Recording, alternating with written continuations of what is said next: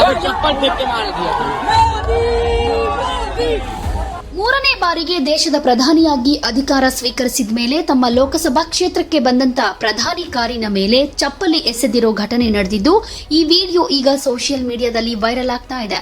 ವಾರಣಾಸಿಗೆ ಭೇಟಿ ಕೊಟ್ಟಂತ ಪ್ರಧಾನಿ ಮೋದಿ ಅವರು ಪ್ರಯಾಣಿಸ್ತಾ ಇದ್ದ ಬುಲೆಟ್ ಪ್ರೂಫ್ ಕಾರಿನ ಮೇಲೆ ಚಪ್ಪಲಿ ಎಸೆಯಲಾಗಿದ್ದು, ಅದು ಬ್ಯಾನೆಟ್ ಮೇಲೆ ಬಿದ್ದಿರುವಂತಹ ವಿಡಿಯೋ ಈಗ ವೈರಲ್ ಆಗ್ತಾ ಇರೋದು. ಹೀಗೆ ವೈರಲ್ ಆಗಿರೋ ಘಟನೆಯ ವಿಡಿಯೋದಲ್ಲಿ ಭದ್ರತಾ ಅಧಿಕಾರಿಯೊಬ್ಬರು ಮೋದಿ ಕೂತಿರೋ ವಾಹನದ ಬ್ಯಾನೆಟ್ ಮೇಲೆ ಬಿದ್ದ ಚಪ್ಪಲಿಯನ್ನ ತೆಗೆದು ಎಸಿತಾರೆ.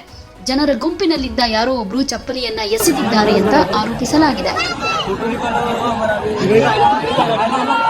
अब चप्पल फेंक के मार दिया।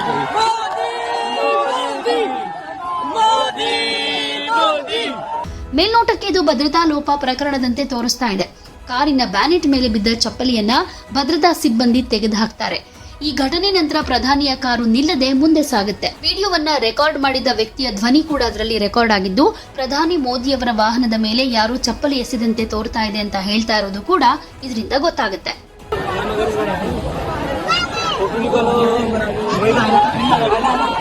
अब चप्पल फेंक के मार दिया। मोदी मोदी मोदी।